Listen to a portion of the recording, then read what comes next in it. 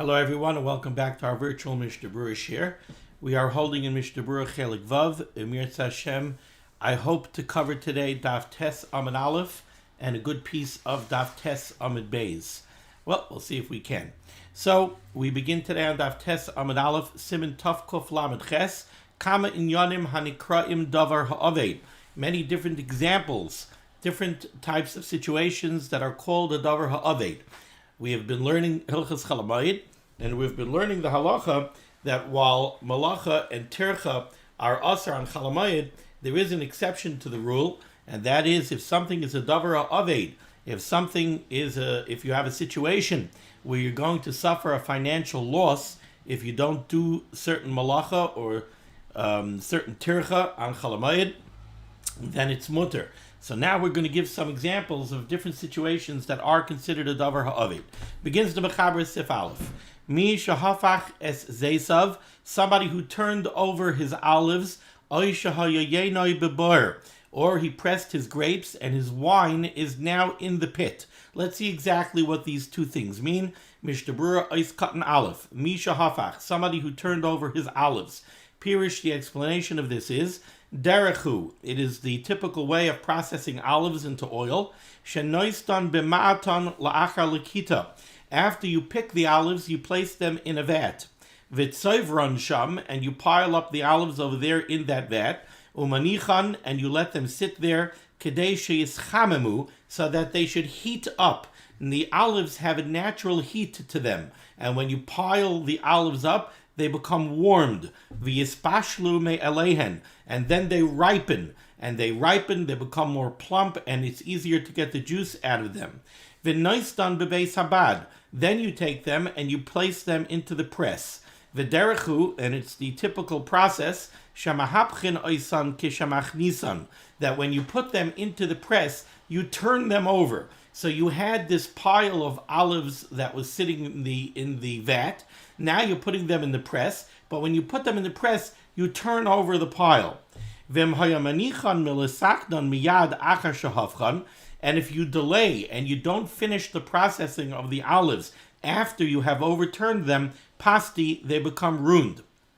I believe the reason why you overturn the olives is when you have the pile of the olives that are at the bottom of the pile, they become softened to a greater degree than the ones on the top of the pile. But when you're going to press them, you want them to be you want all of the grapes, all of the olives to soften up. So when you go to put it in the press, you overturn it, and whatever was on top is now going to be on the bottom. But in any case, once you overturn the olives, now you have to press them. If you don't press them and you let them sit that way, they're going to become ruined. That's the story with the olives. Now let's go to the wine. Ois Katan Beis, Yenoi Babar. Or the other situation the Mechaber mentioned is if you have your wine already in the pit. What's the pit? Explains the Mishnah Berurah. Oisai Kli, the vessel, Shahayayin Neufel by Min Hagas, that the wine falls into from the press, Kari Bar. So this is some kind of a retention vat or a retention pit, and you squeeze the grapes, and the wine flows out from the press into this vessel that is called the bar, the pit.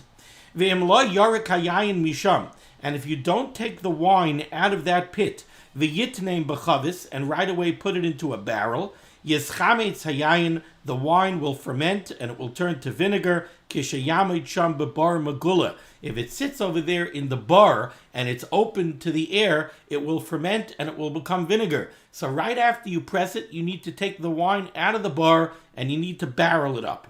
Okay, so now let's go back to the Shulchan Aruch, and just for the sake of continuity, let's read from the beginning of Sif Aleph. So, Mi shahafach hazesav, if you have already overturned the olives to put them into the press, or you squeezed out your grapes and the wine has already flowed down into the bar. And in both of these cases, you must finish the process. If you leave the olives will become ruined. If you leave the wine in the bar, the wine will become ruined. Ve'era oinis, and now you did this before Chol HaMoeid. So you did the overturning of the olives and you did the pressing of the wine. You did all of this before Yom Tov. Now the olives are sitting here and the wine is sitting here. Ve'era oinus, and now before Yom Tov you experienced some kind of oinus, oisha shachach, or you simply forgot, oinus atzel, or you just procrastinated. Why did you procrastinate? Shahaya savar shahaya yachal lishais lachar haregel. You thought that the olives or the wine could stay the way they are until after Yom Tov. So, you overturned your olives before Yom Tov. You pressed your wine and now it's in the bar, and you did that before Yom Tov. But you didn't finish the process. Why didn't you finish the process before Yom Tov? Either you experienced some kind of inus, or you simply forgot, or you procrastinated, but not just procrastinated because you decided, I'm going to finish the process on Chol HaMoeid. That would be usher. You procrastinated because you thought that you could leave everything as is until after Yom Tov is completely over.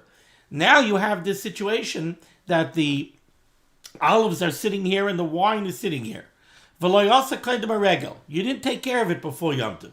Now that it's Chol HaMoeid, davar ha'oveid, since now it's a davar ha'oveid if you don't finish the process. If you don't finish the process, the olives will be ruined, the wine will be ruined. Therefore, zoyleif, you could do whatever malacha is necessary. Zoyleif, the word zoyleif means to pour. So, in this context, it means you could make the olives pour out their oil. You could finish the processing of the olives. In the case of the wine, you could pour the wine out of the bar into the barrels. V'goimer, and you could finish the process completely. Umezafe sachaviyos, and you could smear the barrels with a sealant on the outside of the barrels so that when you put the oil or the wine into the barrels, they will retain the oil and the wine properly. And you could do this to the barrels, bein ketanos, bein gedolos, whether we're talking about small barrels or big barrels, and we'll see that there's a chiddush in both. V'guf, and you could seal the barrels. Perish, the Ramah says, shayasim b'hamagufasam, you could place their seals in place, achavias, into the barrels. Kedarkoi, and you could do all of this in the typical fashion, beloy shinoi, and you don't have to do anything with a shinoi, you don't have to do it in any sort of abnormal way.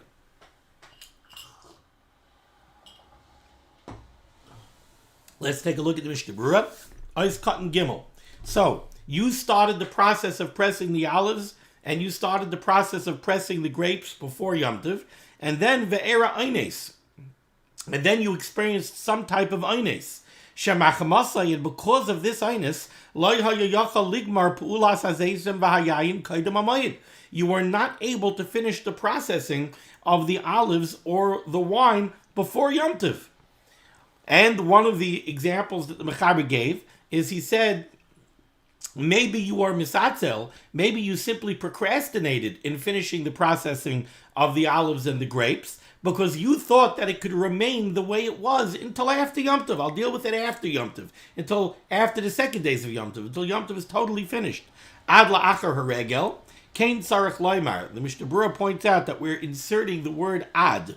In the text of the Mechaber, it says, Shahaya yachal lishos le'achar haregel. We're inserting the word ad, kein tzarech loymar. Or it's saying loymar, what the Mechaber wants to say is, Shesavar, this individual thought, Sha'afilu im yashav azeisem hahafuchim ad la'achar haregel, even if he leaves the olives overturned until Yom Tov is completely finished, v'lo yigmar pu'ulasam, and he doesn't finish the process until after Yom Tov, gam kein lo yiskalkalu. He thought it's not going to become ruined. Umachmazeh lo asa oidoisan koydem haregel, and this is why he didn't take care of them before Yom Tov. And the same is true in the case of the wine that's now located in the pit. He thought that he pressed all of the grapes before Yom Tov began. He knows that the wine is in the bar, but he made the decision before Yom Tov not to finish the processing of the wine because he thought, I'm going to be able to leave it this way until Yom Tov is completely over, and I'll deal with it after Yom Tov. Now on Chol HaMoeid, he realizes that it's going to become ruined. V'achshav b'moed, now on Chol HaMoeid, Raya, he sees, Shem yanichem kachad achar Yom Tov, that if he leaves the olives or the wine like this until after Yom Tov, it's going to end up getting ruined, and he's going to take a financial loss. In these cases, mutter ligmar pu'ulas hazesim v'hayayin kedarkon b'chol.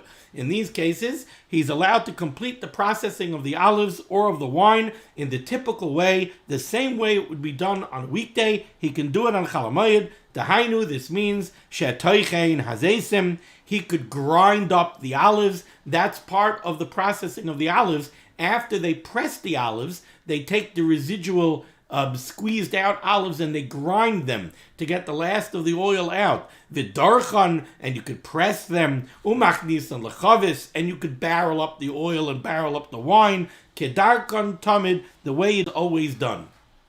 Ois cut and hay. The Mechaber said zoleif v'goimer. What does that mean? Hainu shezeisem anitin in sham beveis habad l'sachatan. The olives that are already in the press from before Yom Tov that are waiting to be pressed. Mutter l'sachtan kama pa'amim. You could squeeze them many times. That's what it means. Zoleif v'goimer. You could make them pour out their oil. That's zoleif v'goimer, and you could complete the process. The Chavetz Chaim is pointing out that the Mechaber says v'goimer means that even mutter l'sachtan kama pa'amim, you could squeeze the olives over and over again. Ad sheyugmar schitasan, until they're completely squeezed out.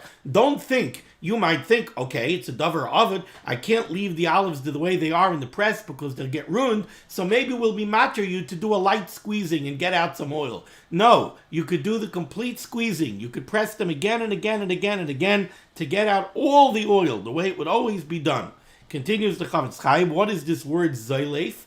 Kol midi deshafich.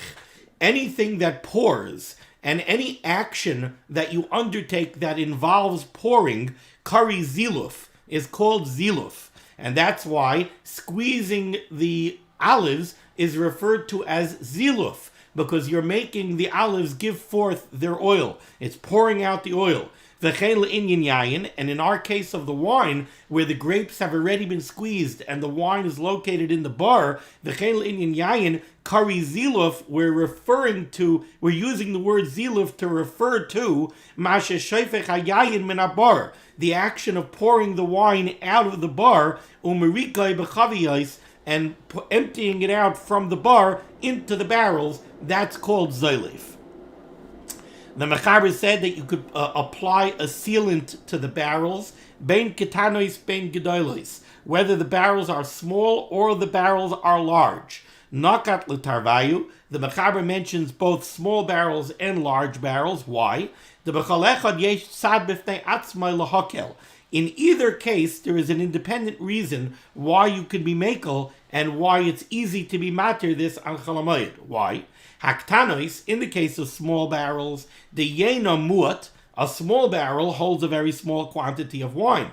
V'loy nafish psidayu afim yozov ma'at mehen. You might think that, wait a second, maybe you shouldn't be matir to apply a sealant to a small barrel on Chol HaMoeid. After all, even if a little bit of wine oozes out from the barrel between Chol HaMoeid and the end of Yom Tov, how much wine could you possibly lose? It's only a small barrel. Now, a small barrel, first of all, less wine oozes out because there's less pressure. The wine inside the barrel isn't under so much pressure, so less oozes out, and there's only a certain amount you could lose. It's a small barrel. A large barrel, it oozes out faster because there's increased pressure, and also you stand to lose more. It's a large barrel. So you might think that in the case of a small barrel, the yena muat v'loy nafish psidayu, there's not a lot of wine, so there's not a lot of potential loss. Afim yozov ma'at mehen, even if a little bit oozes out, mikamokim, nevertheless mutter, it's still mutter to apply a sealant to a small barrel on Chol HaMoeid. Why? De'ein terkas zvisasan meruba, because by the same token, since it's a small barrel, there isn't a lot of tirchit involved in applying the sealant. It's only a small barrel. So that's the case of the small barrel. In the case of the small barrel, there's one reason why you would think maybe we shouldn't be matir it, but there is a reason to be matir it because it's very little tircha. Then v'hagedolos, in the case of a large barrel, is a different story.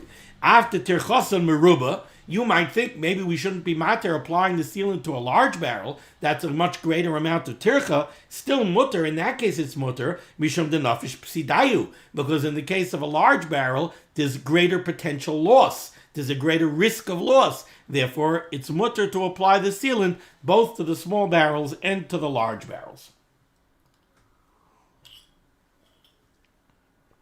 Says the Ramah, Haga, V'hu adin d'yachal l'sakin ha'chaviyos. You could also ready and repair barrels. In this case, you have over here a davar ha'avud. You have wine, you have olives that you have to complete pressing on Chol HaMoeid. You have wine that you have to take out of the bur on Chol HaMoeid. Well, you have to put the oil into barrels and you have to put the wine into barrels.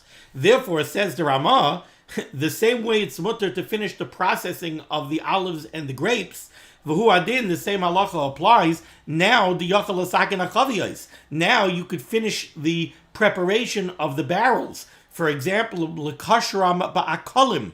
You could take the barrels and you could put the metal bands that hold the barrel together. A barrel is made out of strips of wood and they're banded together. You could place the bands onto the barrel to complete the construction of the barrel, because you need the barrel. That's a davar ovid. What are you going to put the wine into? What are you going to put the grapes into? Says the Mishnah Berurah, is cut in Zion. Lekashram ba'akolim. You could band them with these hoops. Shekarin rafin. These bands are referred to as rafin. Mepneishu davar ovidim lo yasehu. If you don't complete the construction of the barrel, that's also a davar ovid. What are you going to do with the oil? What are you going to do with the wine? Continues the Ramah. Now, this Ramah, I'm going to explain why the Ramah has to say what he's about to say a little bit later on in the shir. We'll see it's a little bit strange.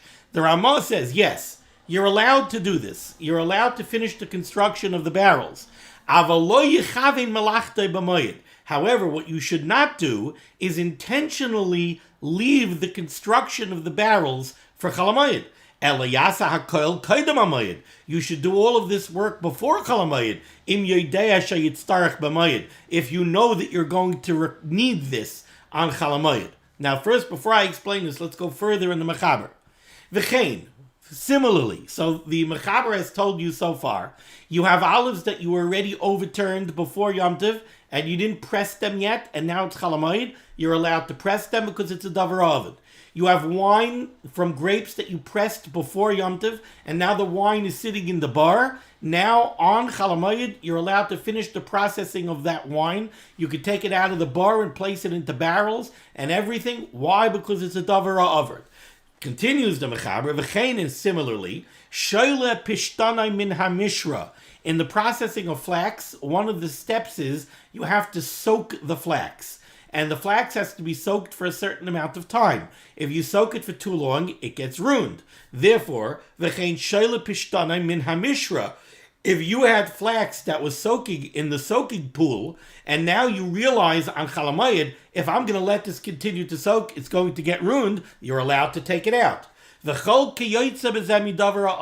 Any other case that's similar to this, where something was allowed to sit until Chol HaMoeid, either because of an inus, or because you forgot to take care of it, or because you thought that you could leave it until after Yom Tov, and now you realize if you don't take care of it in Chol HaMoeid, it's going to become, you're going to take a loss, it's going to become ruined. All of these things you're allowed to do on Chol HaMoeid, ubilvad shelo yechavin malachta b'moed. As long as you don't intentionally leave this work to be done on Chol HaMoeid. So, you can't go ahead and overturn your olives before Yom Tov and say, I'll finish the process on Chol HaMoeid. It'll be a davar ha'avud. You can't squeeze your grapes and let the wine go into the bar before Yom Tov and then say, I'll barrel it up. I'll barrel it all up on Chol HaMoeid. I'm allowed to because it'll be a davar ha'avud. No, then you're being mechaven belachta l'moed. You're not allowed to plan to do your work on Chol HaMoeid. That you can't do. You're only allowed to do these things because they inadvertently became a davar ha'avud on Chol HaMoeid. That's why it's mutter. Now, what's a little bit odd at first glance about the Ramah that we read is that at the end of the Sif, the Mechaber makes the point, the Mechaber himself tells you this idea that you're not allowed to intentionally leave malacha to be done on Chol HaMoeid, knowing that it's going to become a davar ha'avud, and then I'll do it on Chol HaMoeid. That you're not allowed to do. And we're going to see later, if somebody does do that, Bezdin takes the product away from him. Hefker, Bezdin, Hefker. So the Mechaber makes the point you're not allowed to do that. So why did the Ramah have to write Avalo Yechavin Malachtei Memoed? Why did the Ramah doesn't say what the Mechaber himself says? So the answer, I think, is very simple. What did the Ramah insert over here in his Haggah? The halacha that the Ramah said in this Haggah is the Mechaber told you, you have olives that you already overturned, and now they have to be pressed, otherwise it's a davar ovid. You're allowed to press the olives so that they should not get ruined. You have wine that has to be taken out of the bar, you're allowed to take the wine out of the bar so that it doesn't become ruined. Points out the Ramah, you're also allowed to now go ahead and make the barrels, even though, at first glance, making barrels wasn't the davar ovid. Why do I need a barrel? I'm allowed to go ahead and finish the work of the olives so that the olives shouldn't get ruined. Now that I did that, now suddenly I need a barrel. So the Ramah tells you, yes, now that you need a barrel to put the oil in, now constructing the barrel is considered a davar ovid, and now it's mutter. You have a davar ovid, your wine that's in the bar is going to get ruined. So the Mechaber said you're allowed to take care of the wine. Now you need a barrel. So the Ramah says, yes, the fact that now you need a barrel, so now constructing the barrel is mutter, because it's a davar ovid. That's what the Ramah came to tell you. But the Ramah makes another point over here.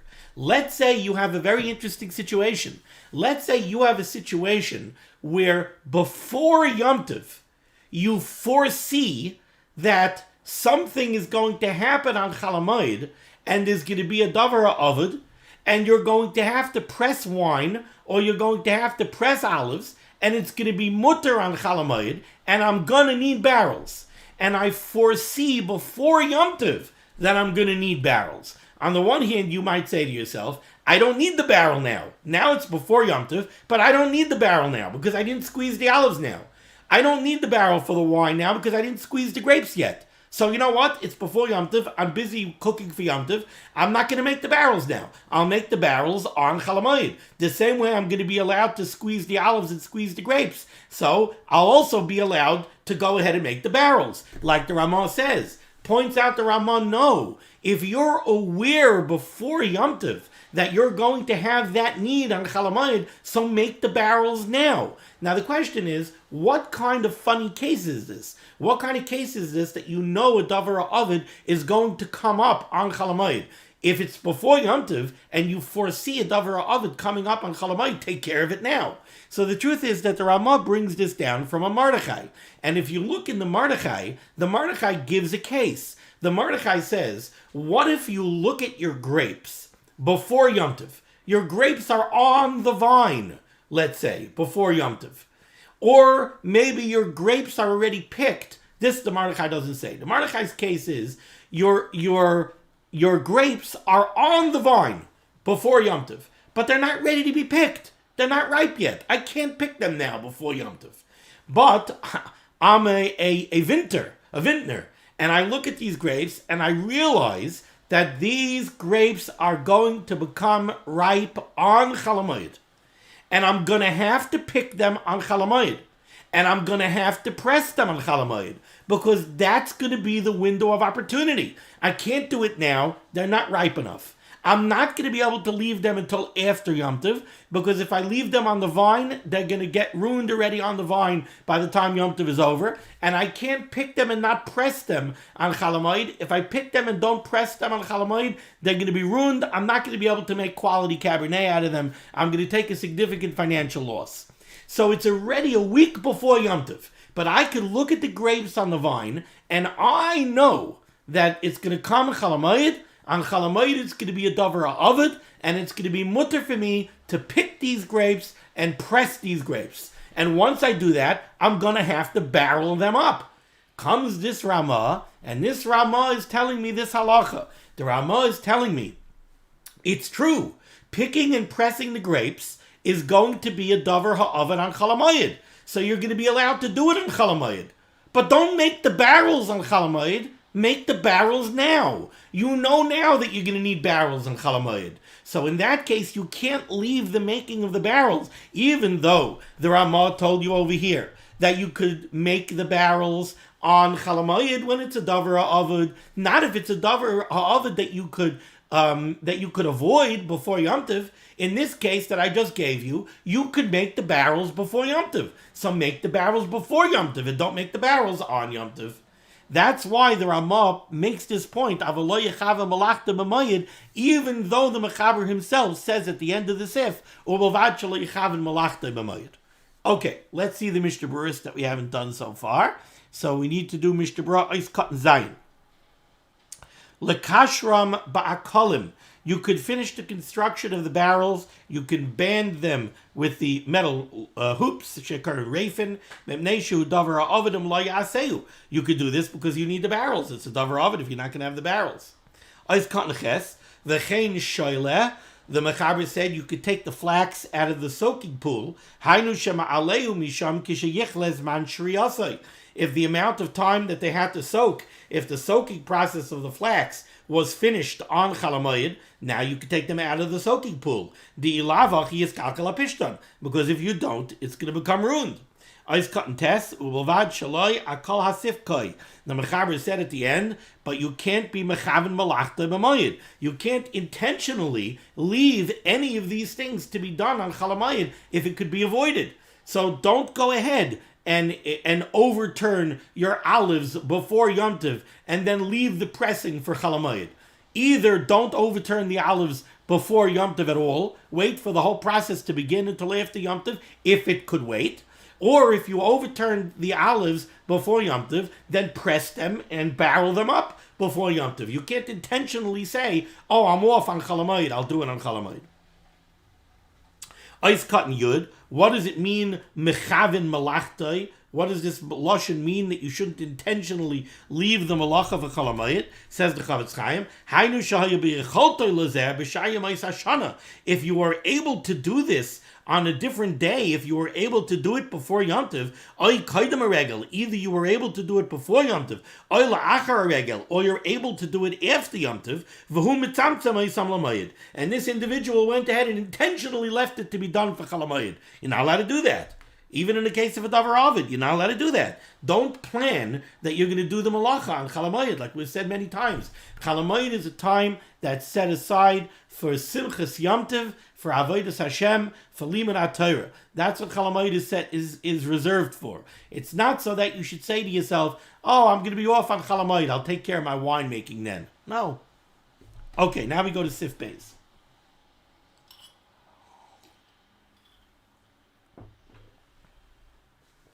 Says the Mechaber, Mutar lahachnis perois mipnei aganovim im einam b'mokem hamishtamer.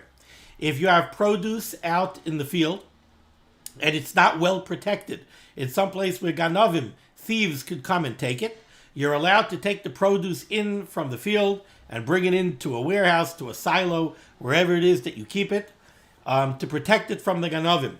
Umiyu, however, yasa b'tzina. You should do it discreetly. Kigoin, for example, she'achnisem balayla. Do it at night. But if it's something which is going to become much more public, if you do it at night instead of doing it by day, kigoin, for example, if it's something where if you want to do it at night, you're going to have to go get those portable light towers and you're going to bring in heavy machinery, and it's going to be, everybody in town is going to know that there's work going on in your field. So then it's being much more publicized if you do it at night. Rather do it discreetly during the day. Then yachnise b'yayim, then do it by day. Haggah, the Ramah says, if the nature of what you have to do is something that it can only be done in public, and there's no way to avoid that, Hakol shari b'davar ha'avod. If we're dealing with a davar ha'avod, that's mutter. What the Mechaber is coming to tell you is, if it's possible to do the malacha for a davar ha'avod on Chol HaMoeid in a discreet manner, so then you should do it in a discreet manner. But the Ramah is telling you, if it's impossible, so then it's impossible. But you're still allowed to do it because it's a davar ha'avod. Says the Mishnah Berurah Katan Yud Aleph.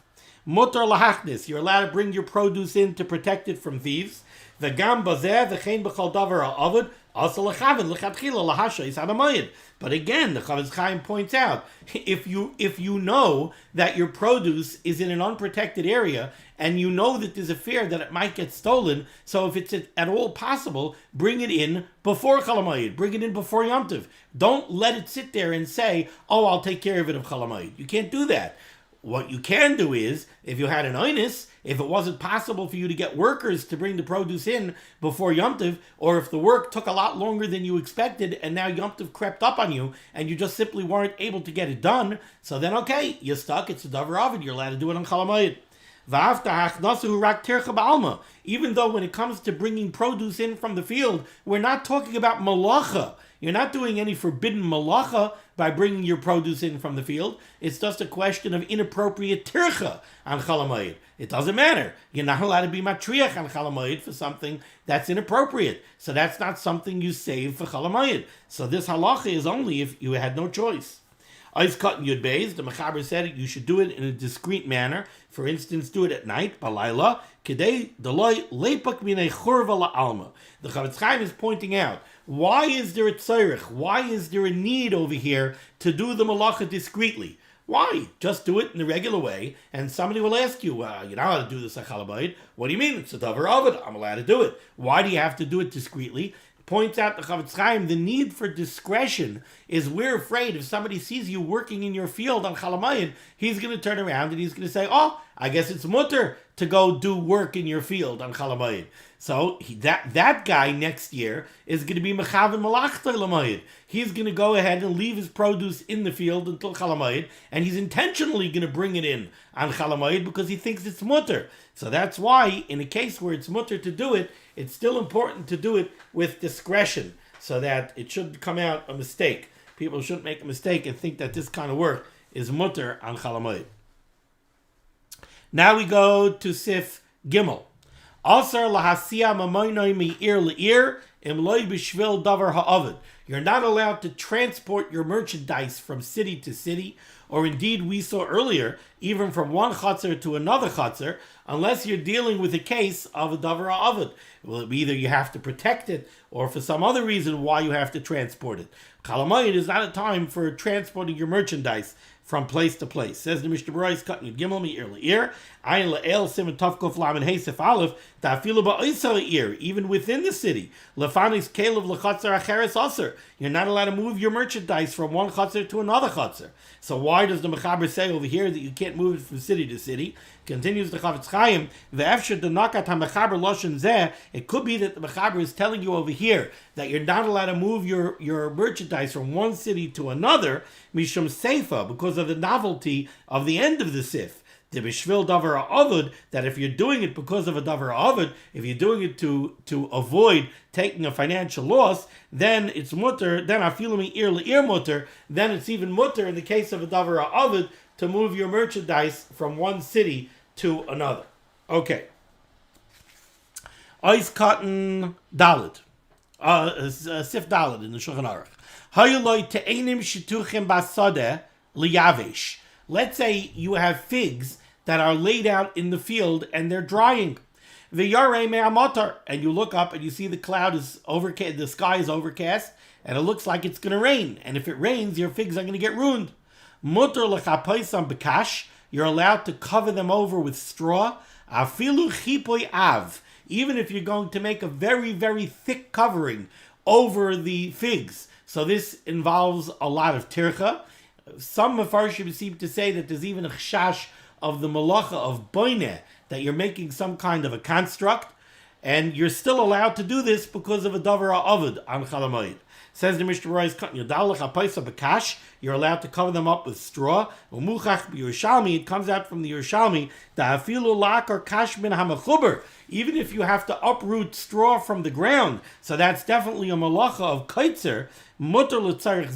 It's mutter to do the malacha of kaitzer for a davar ha'ovid on Chol HaMoeid. Okay, Sif Hey. Mi sheyesh loy schora. Somebody who has merchandise, it seems that we're talking about some kind of produce. Mi sheyesh loy schora, she'im loy yavchena mimata lamala, and if you don't turn it over and bring what was on the bottom to the top and what was on the top to the bottom, tiskalkel, it will become ruined. And this tircha involved in this, mutar lahafcha b'chol HaMoeid. You're allowed to do this on Chol HaMoeid because, again, it's tircha, which is necessary to avoid a davar ha'ovid, to avoid a loss. Sivav. Hamechavein malachtoi v'hinicha l'moed v'asa b'moed. Let's say somebody was an avarian. Somebody did something he was not supposed to do. He intentionally planned to do malacha on Chol HaMoeid. He left over his work to do for Chol HaMoeid. V'asa b'moed. And then he went ahead and he did malacha on Chol HaMoeid. Says the Mechaber, Bezdin ma'abdin oisa mimenu. Bezdin destroys it and takes it away from him. Umafkirim oisa lakoil, and makes it hefker. They declare it ownerless, and anybody could come and take it. Says the Mishnah Berurah is cut in Tezvav. Bezdin ma'abdin revusa ka'amar. There's a big chiddush over here. Loi mibaya imadayin loi asa hamalacha. It goes without saying that if this individual, if Bezdin found out that a certain individual has intentionally planned to do malach on Chol HaMoeid, but he didn't do it yet, Eina Bezdin manichin oisai lasais hamalacha, so Bezdin doesn't allow him to do it, af al pi shehu davar ha'ovid, even though the malacha that he wants to do is a davar ha'ovid, v'yoyvet ha'davar ha'hu me'atzmai, and now it's going to become ruined. In other words, this is the first level of chiddush. The first level of chiddush is, let's say we find out that somebody prepared his olives for pressing before Yom Tov, and he intentionally left the pressing. He overturned his olives before Yom Tov, and he intentionally left the pressing and the barreling and everything else to do on Chol HaMoeid. He said, I have time on Chol HaMoeid, that's when I'm off. I'm going to do it during Chol HaMoeid. Now, on Chol HaMoeid, it's a davar ha'ovid. But the avla that this person did was, he intentionally planned to do this davar ha'ovid work on Chol HaMoeid. So in that case, Bezdin does not allow him to finish the processing of the olives, and they allow the olives to go to waste. They allow the olives to get ruined. That's one level of chiddush. However, the Mechaber told me even more than that. The Mechaber told me ma'abdin oisa mimenu. So continues the Chavetz Chaim, ela afilu avar va'asa. There's another level of chiddush. Let's say we didn't find out about this until the guy actually went ahead, pressed the olives, took the oil, and barreled it up. And everything is over now. He did all the work already. Bezdin ma'abdin hadavar hahu biyadayim. They go ahead and they take away the oil from him, and either they destroy it or they make it hefker and they let somebody take it. Later on, we're going to see the Mechaber is going to say that if somebody dies, we don't penalize his children. Kamash balam gan came revusa. Over there's also a chiddush. Ta'afilu adayin loy asa. Even if the work was not yet done. So let's say you have a father went ahead and he overturned his olives before Yom Tov, and he left the pressing for Chol HaMoeid, and then he died. So in that case, Bezdin matirin livnoi lasei samalacha. In that case, Bezdin will allow the Yarshim, they'll allow the children to go ahead and finish the processing of the olives, came and chew davar ha'ovid, because now it's a davar ha'ovid for the children. And what are you going to penalize the children for? They didn't set this up. They didn't plan to leave this work for Chol HaMoeid. Their father planned to left the work for Chol HaMoeid. So we're not going to penalize the children. Eis Katan Tezayin, the lashon of the Mechaber was ma'abdin oisa mimenu. The halacha that the Mechaber told me over here is, if somebody left malacha that was a davar ha'ovid, like our case with the olives. So he overturned his olives and he left the completion of the processing for Chol HaMoeid. In that case, we penalize him. It's a davar ha'ovid. Yeah, it's a davar ha'ovid, but you planned this davar ha'ovid for Chol HaMoeid. You planned to do work on Chol HaMoeid, we penalize you. Certainly, says the Chavetz Chaim, how about if he planned to do a malacha that's not a davar ha'ovid? He went ahead and he planned to start the processing of his olives on Chol HaMoeid. He began the whole process of pressing his olives on Chol HaMoeid. So that's not a davar ha'ovid at all. Bevadei Bezdin ma'abdin oisa. In that case, certainly Bezdin takes it away from him. They They take the property away from him, they take the olives, they take the wine away from him, and they declare it ownerless, and anybody who wants can come and take it. If it happens to be, nobody wants olives. If nobody comes and takes the olives, if nobody comes and takes the wine, v'nishar ad lachar HaMoeid, so it sits there until after Yom Tov, mutar lehisasek ba. Then the original owner can go ahead, reclaim it, and he can finish the processing. In other words, we don't penalize him to the extent that we declared his stuff ownerless, and even after Yom Tov, he can't take it back if nobody else took it. That far we don't go. Now we go to the Ramah. The Ramah says, Haggah, v'himu oisam aleches acherim. Let's say somebody was doing work for somebody else. So let's say it's not somebody was doing work with his own olives. Let's say somebody was a tailor, and he was mechaven malachta l'moed. He decided, I'm doing tailoring work on Chol HaMoeid. We're not talking about somebody who doesn't have food to put on his table. We're talking about somebody who's no heter. He has no heter to do his work on Chol HaMoeid. But he was mechaven malachta l'moed. I'm open on Chol HaMoeid. I'm doing tailoring work, not l'tzarech HaMoeid, not because I need the money, not anything. I'm doing it. I want to stay open on Chol HaMoeid. But how are you going to penalize him? You can't take the suit jacket away from him. It's not his suit jacket. So, like the Ramah says, you can't penalize him because it's not his. Like a tailor, a sefer, or a scribe, a sefer. Who does work for other people. So how do you penalize this individual? They would put him in cherim, and they would give him makas mardus. When Bezdin had the authority to do such things, they would actually give him makas. They would actually give him lashes.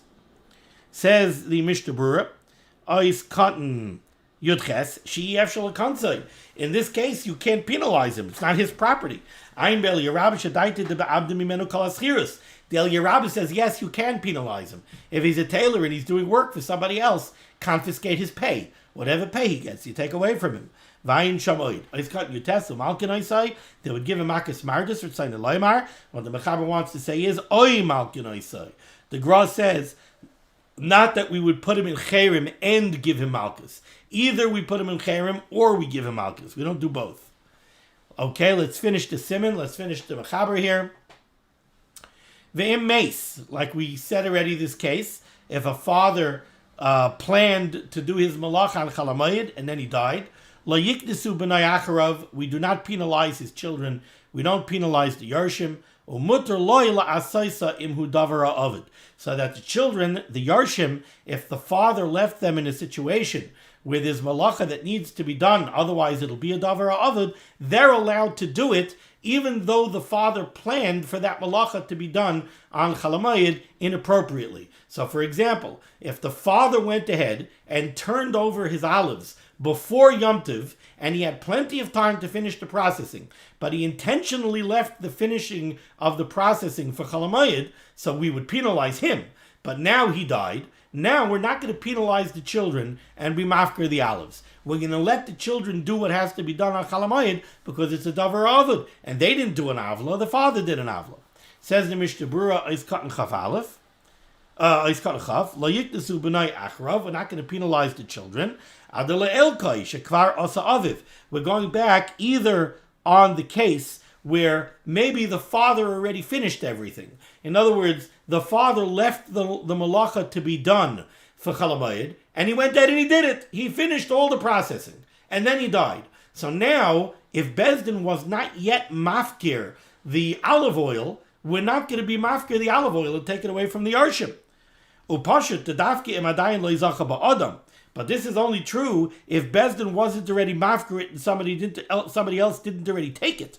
If Bezdin was already mafkir it and somebody already took it while the father was still alive, now the children have no claim on it. You could also say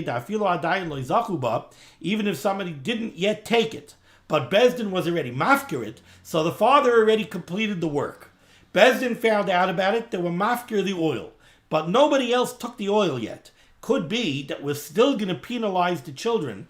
Mikevan shekvar hifkirua, since Bezdin was already mafkir it, shuv eina ben yochal lachzar v'liskais mitzad Yerusha. The children don't now get it as far in the context of Yerusha. It doesn't automatically become theirs as an inheritance, because Bezdin was already took it away from the father while the father was still alive, even though nobody yet took it. The children now have equal status to everybody else in the world. They could go take it from Hefker like anybody else can. And when the Mechaber says that we don't penalize the children, what he means is, if the fellow died before Bezdin was ever mafkir the oil, then Bezdin won't be mafkir the oil. We allow the children to do what they need to do in davar ovid, in the case of a davar ovid. If it's something that's not a davar ovid, obviously the children aren't allowed to do that malach on Chol HaMoeid. Let's say a father went ahead and planned to do work on Chol HaMoeid that's not a davar ovid. There was no tzad lahakal at all. The father was just an avarian who planned to do work on Chol HaMoeid. Yesh Oimrim, there are those that say that there are those that say that in that case we penalize even the children. So the father went ahead and did work that was bechlal, not a davar ovid. He made wine, he picked grapes, pressed wine and everything on Chol HaMoeid. It didn't have to be done at all on Chol HaMoeid. It could be left till after Yom Tov, and it wasn't tzarech hamayid, it wasn't anything else. He had a hobby of winemaking, he decided he's doing it on Chol HaMoeid. There are those that say that in that case we penalize the Yarshim that they're not allowed to get any benefit from that product. With